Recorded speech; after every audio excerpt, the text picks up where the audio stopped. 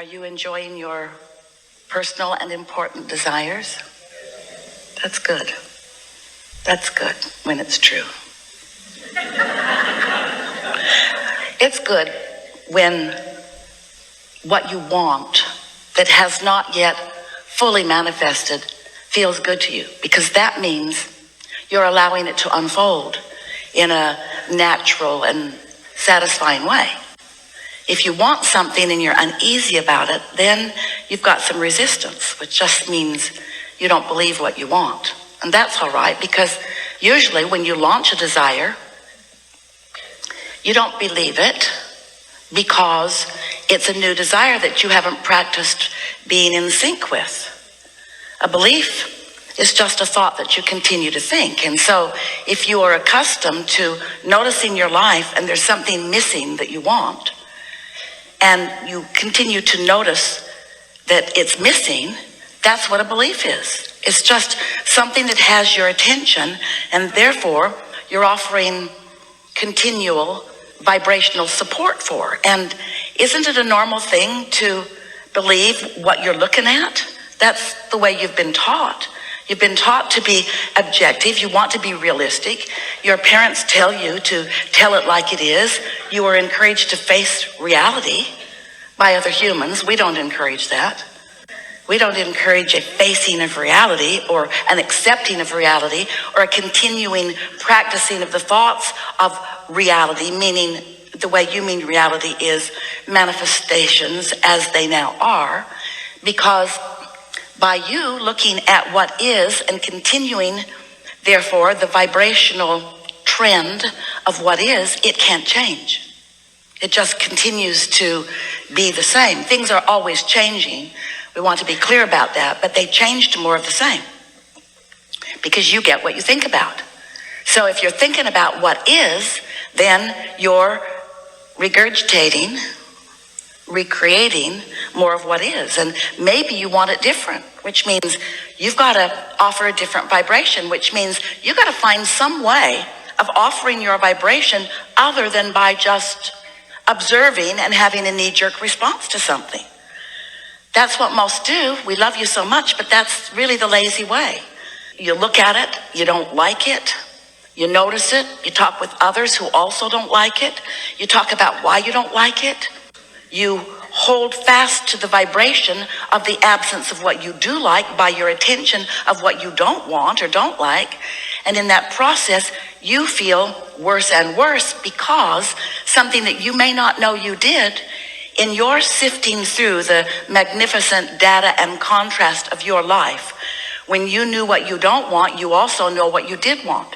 So you launched a rocket of desire about what you did want that you are now in violation of. You're in contradiction of it. Your life showed you that you prefer it this way, but since it is this way, since this way, which is what caused you to focus and know you wanted it that way, but since it's this way, and since you are enamored with this that is, because you can see it and hear it and smell it and taste it and touch it, and it's real, and others can see it too, then you hold yourself, you don't mean to, but you hold yourself in vibrational opposition to the very desire that you have newly given birth to. And the biggest, most important thing to know about that situation is you don't feel good because you launched a rocket and the larger part of you is over there in vibrational alignment and resonance with what you're asking for while you may not be. In order to really understand what we just said to you, you have to accept, you have to at least try to contemplate that you are more than you see in this physical body. You are an extension of source energy. And the source energy part of you from which you have come and focused into this body remains non-physically focused. Your soul, your source, we call that your inner being.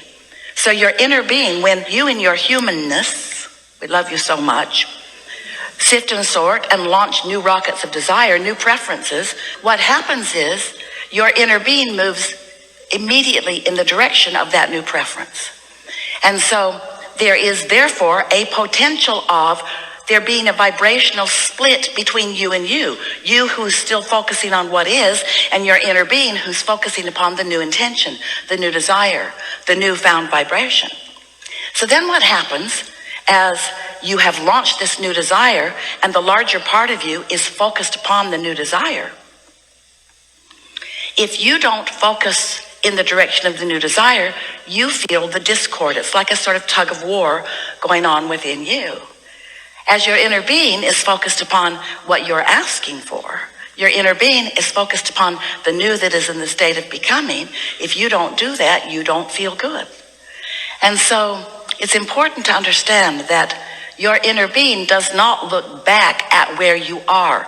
Your inner being always looks forward where the creating is, because your inner being understands that the law of attraction is responding to what you are giving your attention to. The law of attraction is responding to what your inner being is giving attention to. And you and your inner being are really one who have the potential of two perspectives, but your inner being will never look at what you think is wrong, ever. So when you do, you cause an unnecessary vibrational split or discord or resistance within you, and that's what negative emotion is. Your inner being will not join you in your worrisome thoughts. So once you understand that, and you understand that you are constantly having new exposure to new life, which is causing you to launch new rockets, and that your inner being is focused upon those new rockets of desire, and that the law of attraction is responding to this powerful focus of your inner being. Now, think about what that means. Your inner being, this source that is really who you are, is now focused on your behalf on what you want. How wonderful is that? And the law of attraction is responding to every vibration and every source of vibration. Every thinker of every thought is being answered by the law of attraction. So the law of attraction is responding to your thoughts, which may be worrisome, maybe not, and the thought of your inner being, which is never worrisome. It's always forward looking. It's always progressively looking. It's always looking toward what you have newly asked for. So as your inner being is looking at what you want, the law of attraction is therefore gathering all of the cooperative components to what you want, lining up everything for you to discover along your path of least resistance. Ooh, hear those words. Your path of least resistance, you just gotta know, is the path that your inner being is focused upon. Your inner being is paving the way, clearing the brush, getting everything ready for you for your discovery of it. It's a wonderful path of ease and flow, but you humans, you are so determined to struggle in order to justify your existence. And so you'll choose the hard way, usually because you think it will bring you more reward. You ought to know by the way it feels, it's not rewarding you. You're punishing yourself unnecessarily. You're not taking the path of least resistance. That would be like getting on an open highway and moving to where you want to go, or saying, no, I think I'll go cross country today. I've got my fence clippers. I'll clip the farmers' fences and I'll drive through the ditches and I'm going to go the hard way. And we say, for the sake of adventure, that might be fun sometimes, but really the path of least resistance is the path of most satisfaction, because what the path of least resistance means is you've asked for it, your inner being is all over it, the law of attraction is responding to your inner being, the pathway is clear for you, and if you are in vibrational sync with your inner being, then impulses are occurring to you that are leading you joyfully and with confidence in the direction of what you want. And a life like that is really a lovely state of being, where you receive an impulse, feels good to you. You're wise enough to know that this good feeling means that there's no resistance within you right now.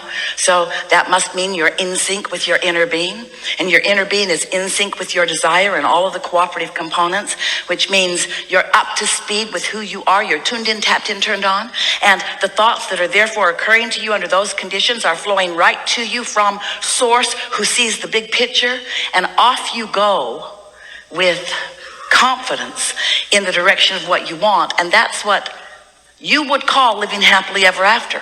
It's what we call deliberate creation. It's what we call being who you really are, doing what you came to do. It's what we call you understanding the laws of the universe, you understanding who your inner being is, you understanding your relationship with your inner being, you understanding what your emotional guidance system is, you caring about the way you feel, and here it is, most important of all, you not beating up on yourself for where you are, but instead satisfied with where you are as you are eager about where you're going. No regrets, no justification, no defensiveness, no explanation about where you are. Oh, inner being, thank you for holding the vision of where I want to be, but I think I will just stay over here, beating up on myself a little while longer. Because I didn't get there sooner, or because I didn't know about it sooner, or because I have habits of thought that are in my way. Your inner being isn't giving you any attention when you feel that way, because your inner being never, ever, ever, ever, ever asks for one moment of justification from you. And when you are justifying or defending or rationalizing, then you're looking at what you don't want and trying to explain why you're where you don't want to be. And since your inner being never does that with you, then you're someplace your inner being is not. In other words, your focus has you not disconnected, because you can't disconnect from your source energy, but you can pinch yourself off pretty good. And when you do, you don't feel very good, do you?